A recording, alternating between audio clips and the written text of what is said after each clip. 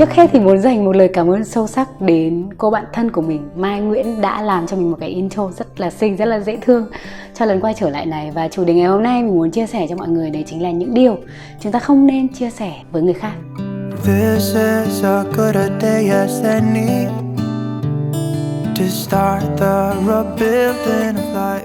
Bản thân mình nghĩ cái việc mà chia sẻ cho nhau và trò chuyện với nhau thì rất là tuyệt vời. Tuy nhiên thì đôi khi chúng ta có những thứ chỉ nên giữ cho riêng mình, hoặc là với những mối quan hệ thực sự thân thiết thôi. Điều đầu tiên cũng là một trong số những thứ mình được hỏi nhiều nhất, đấy chính là về thu nhập, về tiền bạc, về tài sản. Thực ra thì cái việc mà mọi người tò mò về thu nhập lẫn nhau là cái điều rất là bình thường. Tuy nhiên thì bản thân mình nghĩ đấy không phải là điều mà mình muốn chia sẻ. Mình nghĩ là những thứ về tiền bạc ấy, nó khá là nhạy cảm. Và mình tự đặt câu hỏi là nếu như mà mình công khai cái thu nhập của mình cho người khác thì nó có thực sự hữu ích hay không? Người khác có thực sự cần biết cái điều đấy để có thể cho mình một cái thông tin hay là cho mình cái gì đấy mà nó tốt cho cuộc sống của mình hay không?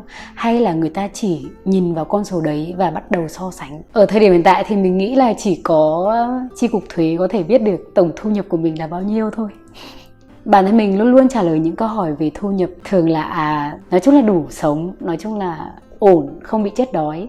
Chỉ nói như vậy thôi.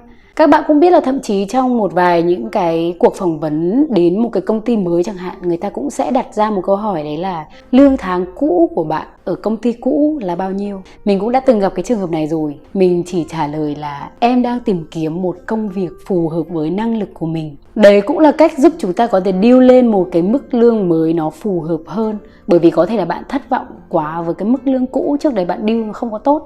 Và bây giờ thì năng lực bạn đã tốt hơn rồi và bạn mong muốn ở một công việc có một mức lương tốt hơn. Thì các bạn không cần thiết chia sẻ về những cái thông tin lương ở công ty cũ làm gì cả. Tại vì người ta sẽ lấy cái lương cũ đấy và nhân phần trăm lên trả cho bạn đấy.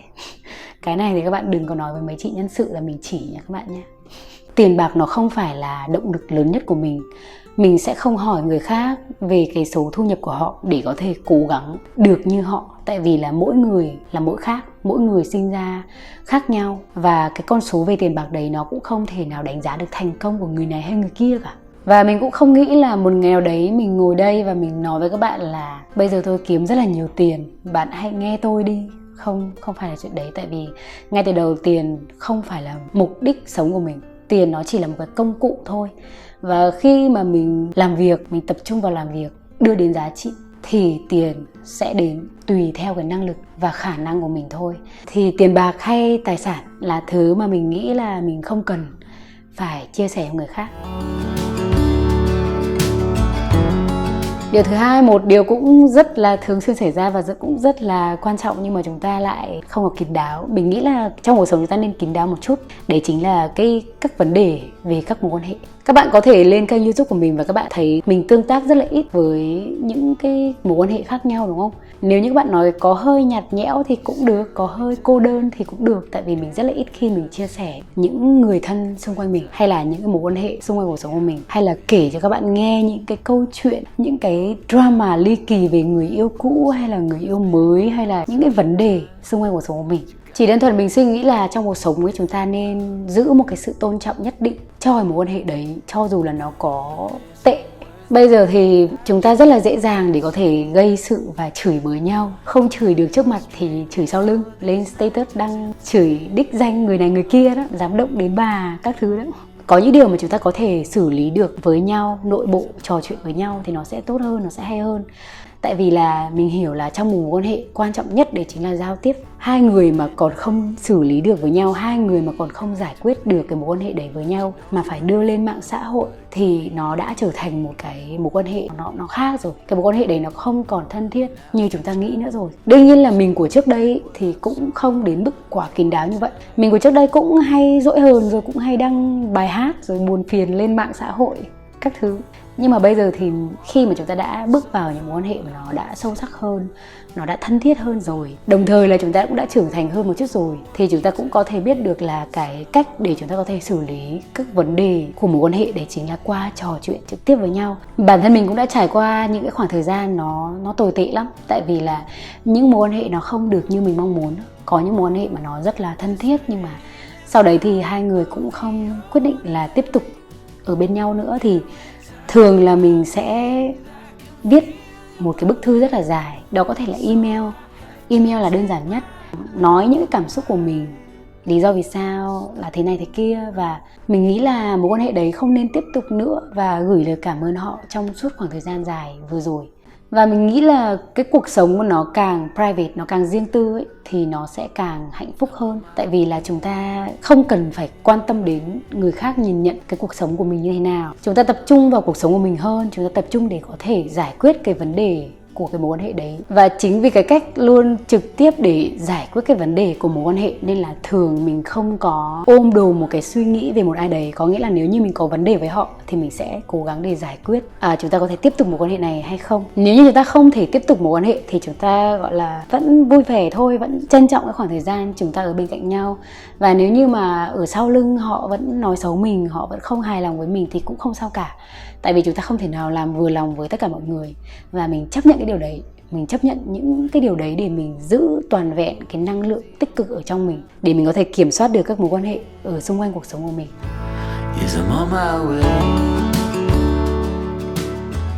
Ngoài cái việc mà chúng ta kín tiếng một chút về các vấn đề trong một mối quan hệ thì đây là một cái cũng tương tự như vậy, cũng ở trong một mối quan hệ nhưng mà nó ở một khía cạnh khác. Đấy chính là cái diễn biến tình cảm của các bạn. Điều này thì mình tập trung chủ yếu vào mối quan hệ yêu đương nhá. Có những người lý do vì sao mà các bạn chỉ biết cho đến khi họ kết hôn thôi thì các bạn mới biết là ủa, hai người đấy yêu nhau hả? Ủa, người ta yêu nhau lâu như vậy rồi hả? Còn gần như các bạn sẽ không bao giờ biết được là trong mối quan hệ của họ lúc nào dỗi hờn, lúc nào mới yêu, lúc nào hẹn hò, lúc nào là first date, lúc nào là first kiss. Gần như là các bạn sẽ không biết những cái đấy cho đến khi mà sau này họ kể lại những câu chuyện. Mình chỉ thấy là thế này, cái mối quan hệ của mình nó dễ dàng bị nắm bắt đến như vậy sao? Mình thường nói với bản thân mình như vậy đó. Mọi người có nhất thiết để biết tình trạng cái mối quan hệ của mình như thế nào ở thời điểm hiện tại hay không? Tất cả mọi người có cần phải biết là ngày hôm nay mình dỗi người yêu vì anh ấy không mua nước dừa cho mình hay không? Kể cả cái việc mà chúng ta yêu bao nhiêu người rồi chúng ta chia tay bao nhiêu người, điều đấy nó cũng không cần thiết để có thể chia sẻ với người khác.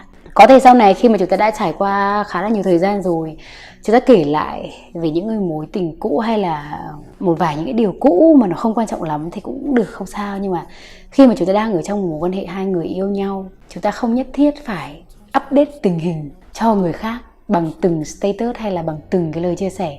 Hoặc thậm chí là chúng ta cũng không cần thiết phải chia sẻ hết tất cả mọi tình hình mối quan hệ của bạn với cô bạn thân của bạn. Tại vì đôi khi nó đang mệt nhoài với cái sự kêu ca hay là sự ca thán của bạn hàng ngày.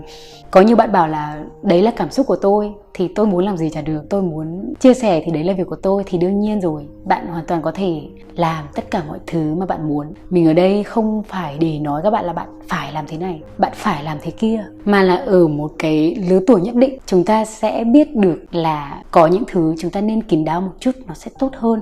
Tình yêu là một thứ nó quan trọng vô cùng.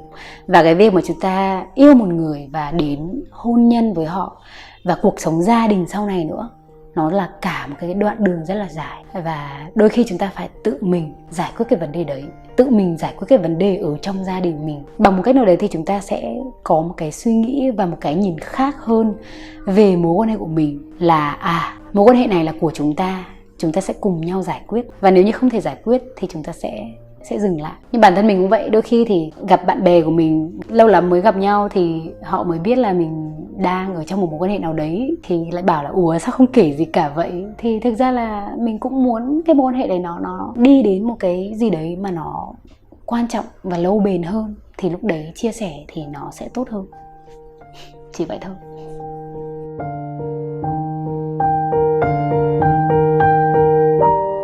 Điều tiếp theo mà mình cũng rất là ít khi chia sẻ với người khác đấy chính là những cái kế hoạch quan trọng trong cuộc sống của mình. Bản thân mình cũng là một người lên kế hoạch. Các bạn theo dõi mình từ lâu thì cũng có thể hiểu được phần nào cái điều đấy. Mình luôn có kế hoạch trong cuộc sống của mình. Đương nhiên, người tính không bằng trời tính.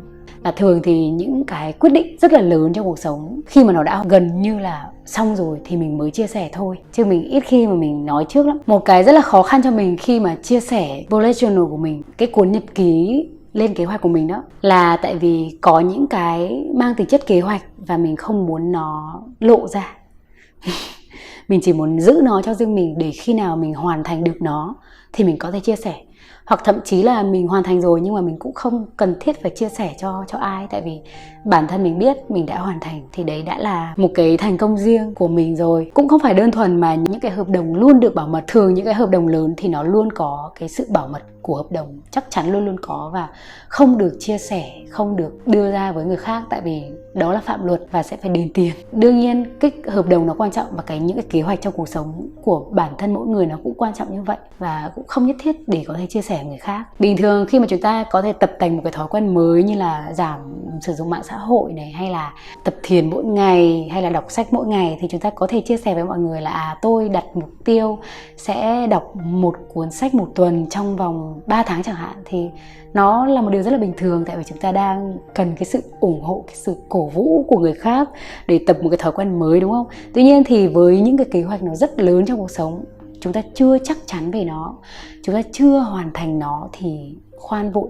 Giống như là mình nghĩ là chúng ta nói ít đi, nói ít về những cái dự định đi, nói ít về những cái kế hoạch đi, mà thay vào đó chúng ta làm và để cái hành động của chúng ta lên tiếng. Tại vì thực ra thì nói mà không làm nó không có được một cái ý nghĩa gì hết. Và sau khi chúng ta đã hoàn thành nó và đã gặt hái được những cái thành công của riêng mình, hay là đã có những cái bài học của riêng mình, thì chúng ta có thể chia sẻ với mọi người những cái điều mà chúng ta đã trải qua, những cái thành công mà chúng ta đã có, hay là những cái thất bại mà chúng ta đã gặp phải. Sau khi chúng ta đã trải qua rồi thì chúng ta có thể chia sẻ. Còn ở thời điểm hiện tại, khi mà chúng ta đang dự định cho nó gọi là thai nghén thôi, thì có lẽ chúng ta nên giữ bí mật thì nó sẽ tốt hơn. Và một điều cuối cùng, điều mà chúng ta không cần phải chia sẻ cho người khác, đấy chính là những việc làm tốt. Hàng năm thì mình có những cái chương trình từ thiện. Nếu như mà không thể tham gia trực tiếp thì mình sẽ đóng góp trong cái khả năng của mình. Và mình nghĩ là những cái điều đấy cũng không cần phải chia sẻ. Không cần phải nói là năm nay tôi đã từ thiện bao nhiêu tiền, tôi đã giúp người này người kia bao nhiêu tiền. Với mình thì mình biết, và người được giúp đỡ đấy họ biết. Đấy đã là một điều quá đủ. Và bản thân mình khi mà mình giúp một người nào khác thì đấy là cái sự tự nguyện, cái sự chia sẻ lẫn nhau trong cuộc sống. Một điều đáng buồn là đôi khi chúng ta lại lên án một ai đấy tại vì họ không đóng góp nhiều như bạn mong đợi. Đôi khi chính vì chúng ta sống có một chút kín đáo một chút, có những cái thông tin mà chúng ta giữ cho riêng mình một chút, thì nó cũng bảo vệ cái quyền lợi của chúng ta nhiều hơn và khiến người khác tôn trọng mình nhiều hơn.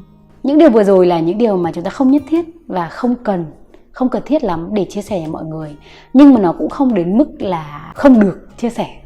Vậy nên đôi khi trong cái mối quan hệ mà cực kỳ thân thiết thì chúng ta vẫn có thể chia sẻ. Biết đâu chúng ta có thể tìm được một vài những cái lời khuyên này, chúng ta có thể tìm được một vài cái sự đồng cảm, hay là tìm được một vài sự chia sẻ. Mình sẽ quay trở lại với những video mới trong thời gian tới và hy vọng mọi người có thể đồng hành cùng với Sun.